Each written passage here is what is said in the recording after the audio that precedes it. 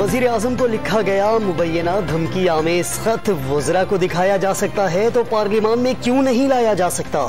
शाहिद खाकान अब्बासी का सवाल, कहा खत है तो नेशनल सिक्योरिटी काउंसिल में लाएं और पार्लियामेंट को दिखाएं, मुकाबला करेंगे। वजीर आजम धमकी आमेज खत चीफ जस्टिस सुप्रीम कोर्ट को दिखाने पर तैयार।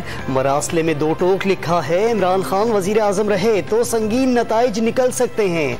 विफाकी वजीर असद उमर और फवाद चौधरी ने खत तहरीक अदम एतमाद के पीछे बैरूनी हाथ का सबूत करार दे दिया।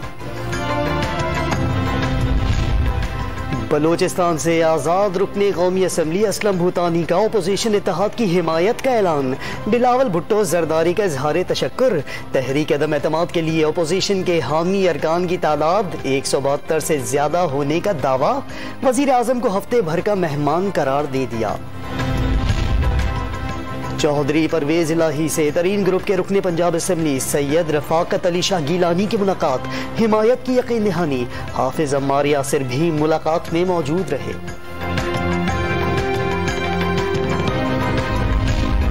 और लाहौर में पहले वनडे का टाकरा, ऑस्ट्रेलिया ने पाकिस्तान को जीत के लिए 314 रन का हदफ दे दिया।